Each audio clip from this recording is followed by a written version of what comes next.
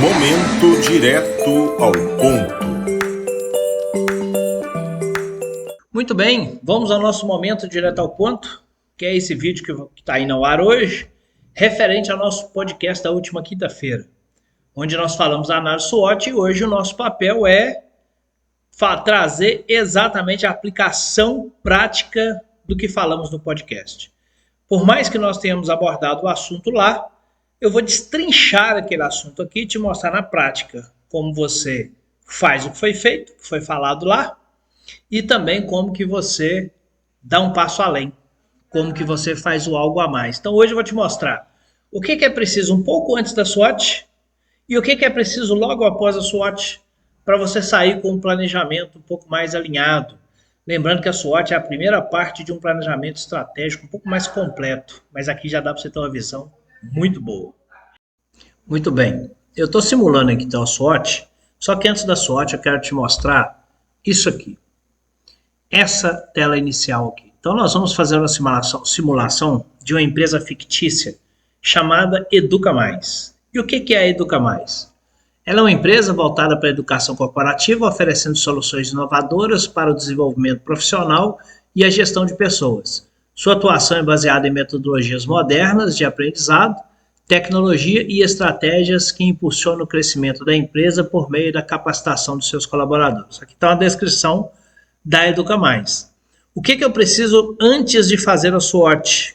Que ajuda muito, é primordial fazer. Eu ter propósito, missão e visão e valores da SWOT definida. Então eu tendo aqui propósito, missão, visão e valores, eu consigo definir, porque a SWOT fala de oportunidades. Então oportunidades em que mercado? Por mais que eu já tenha minha empresa definida, eu preciso ter um norte claro. E a identidade organizacional, são esses elementos aqui, propósito, missão, visão e valores, é o que define o que é a minha empresa. A partir daí eu defino os objetivos que eu quero e as estratégias que eu quero. Por isso, é importante tê-las aqui. Então, eu tenho aqui o propósito da Educa Mais, que é transformar a educação corporativa em um diferencial estratégico para empresas e profissionais, promovendo aprendizado contínuo e resultados mensuráveis. A missão dela é capacitar profissionais e empresas por meio de soluções inovadoras de educação e desenvolvimento, utilizando tecnologia, gamificação e gestão de competências para potencializar o desempenho e o crescimento sustentável. A visão é ser referência no mercado de educação corporativa, oferecendo metodologias eficazes que impactam a produtividade, a cultura organizacional e a retenção de talentos, tornando o aprendizado acessível, prático e aplicável ao dia a dia das empresas. Os valores da inovação, porque a gente tem que utilizar tecnologia e metodologias modernas para transformar a experiência do aprendizado. Também a colaboração, para construir um ambiente de aprendizado colaborativo, promovendo troca de experiências e crescimento mútuo. E também a excelência, para buscar a melhoria contínua, para entregar sempre as melhores soluções em educação corporativa. E aqui está aí no finalzinho, né? Educa Mais acredita que investir em conhecimento é a chave para o sucesso e que a educação corporativa deve ser dinâmica, acessível e alinhada às necessidades do mercado. Então, tendo todo esse contexto da empresa, aí é que eu vou para o SWOT, ou para a SWOT, para a ferramenta SWOT, né? Principalmente olhando a visão, para saber o que eu quero me tornar, mas não desconsiderando as outras informações também. Muito bem. A partir daí, eu já posso ir para a SWOT. A minha SWOT está aqui. Eu vou dar um zoom aqui para facilitar. Deixa eu mudar essa câmera aqui. Vou dar um zoom aqui para facilitar.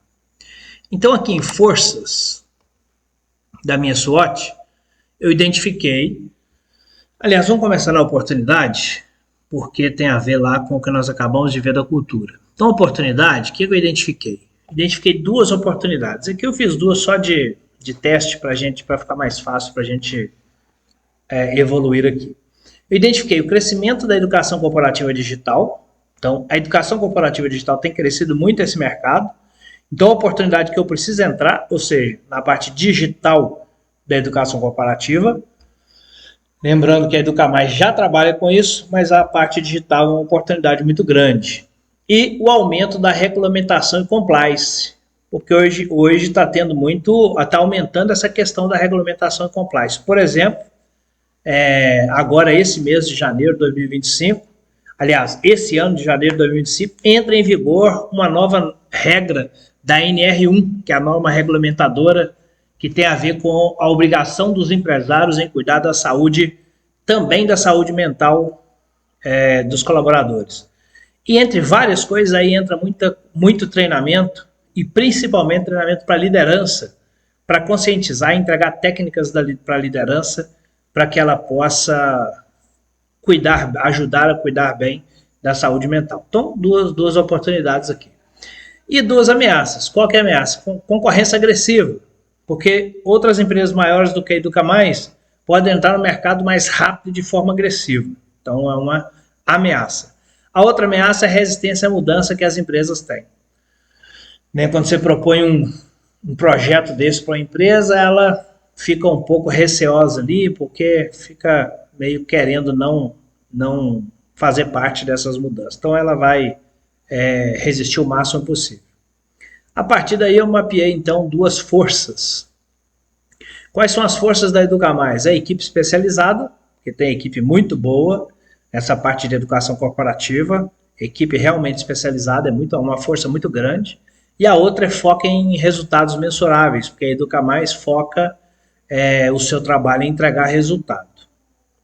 E aí as fraquezas são necessidade de educação do cliente, porque a Educa Mais ainda não trabalha muito essa questão da educação do cliente, então é uma fraqueza que ela tem, isso é uma fraqueza que precisa ser trabalhada, e o baixo reconhecimento da marca no mercado, porque a Educa Mais ainda não é uma empresa que tem uma marca forte no mercado. Então, aqui está força, fraqueza, oportunidade e ameaça mapeado aqui da Educa Mais, que foi o que nós falamos no podcast.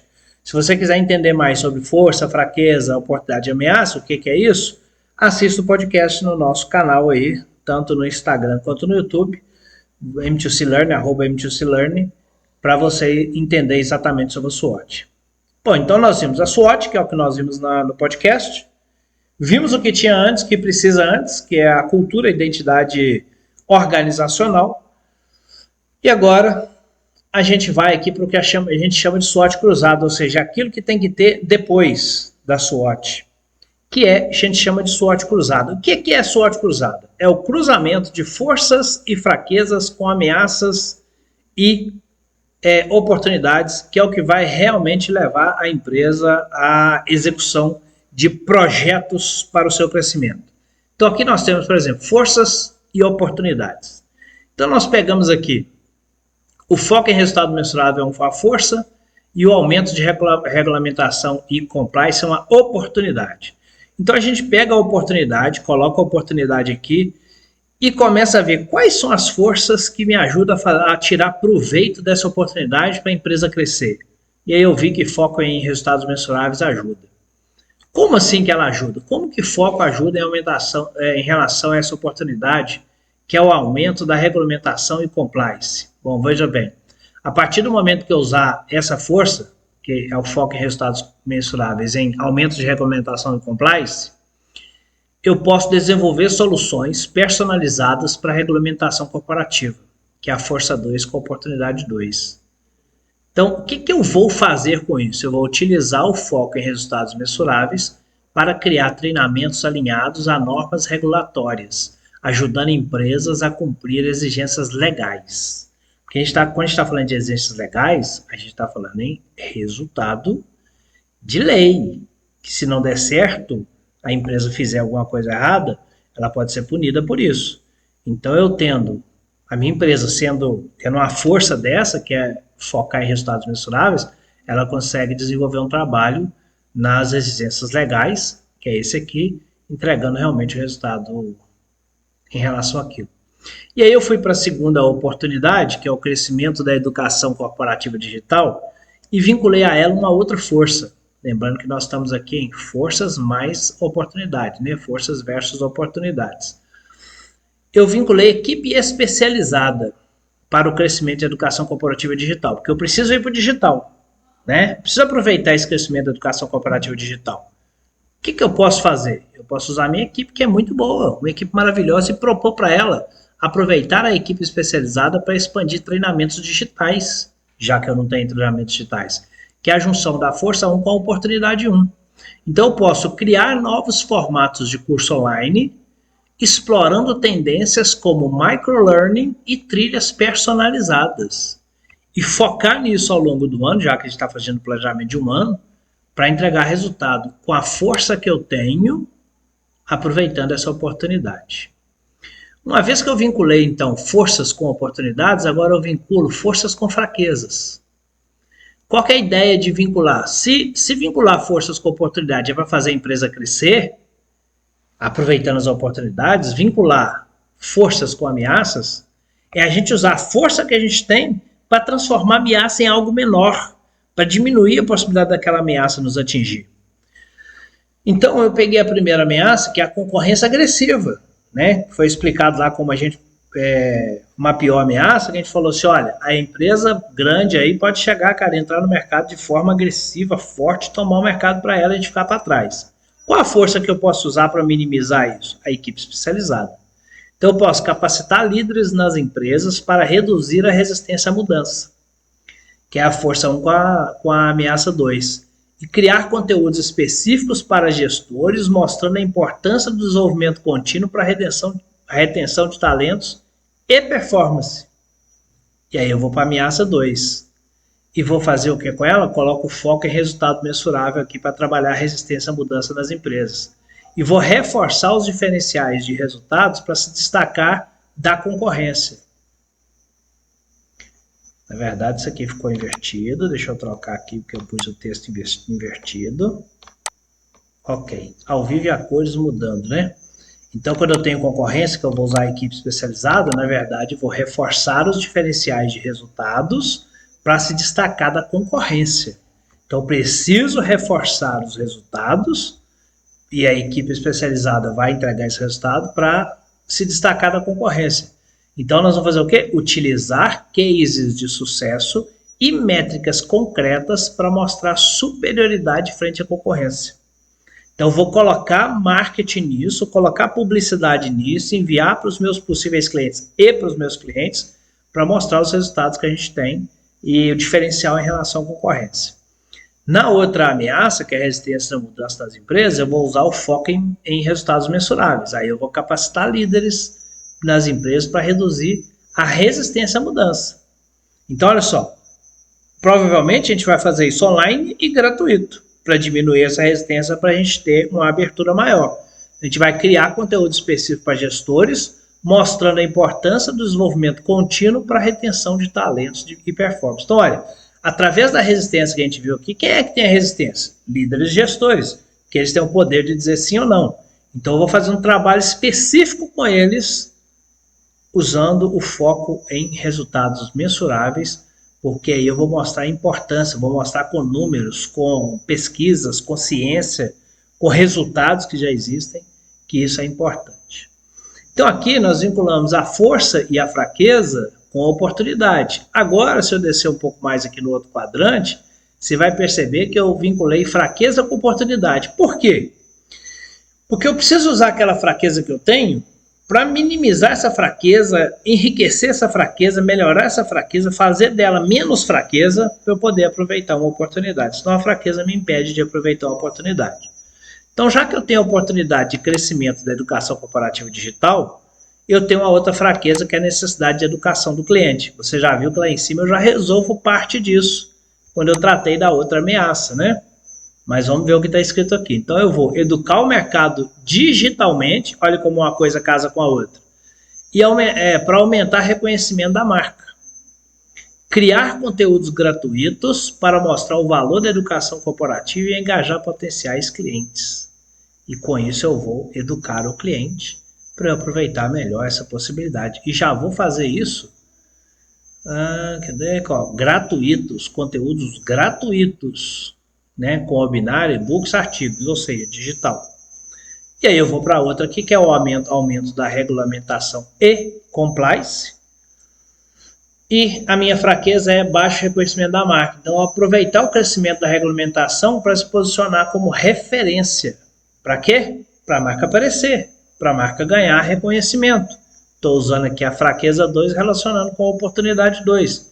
Então, vou desenvolver parcerias com entidades reguladoras e oferecer treinamentos voltados para compliance, aumentando a autoridade da marca. Fazendo isso, eu aumento o reconhecimento da marca e posso aproveitar muito essa oportunidade que é o aumento da regulamentação da compliance. Agora, eu vou vincular fraqueza com ameaça. Fraqueza com ameaça. Por quê? Porque quando vem uma ameaça forte também, se eu tiver aquela fraqueza, a empresa pode quebrar. Quebrar que eu digo, a empresa pode perder muito com isso, porque tem uma fraqueza ali que não consegue lidar com, entre aspas, o inimigo, né? Então eu mapeei aqui a primeira ameaça, que é a concorrência agressiva. E aí o que eu vou fazer? Eu vou usar a fraqueza, que também é o baixo reconhecimento de marca. Eu vou investir em branding e marketing para fortalecer a marca no mercado. Então pronto.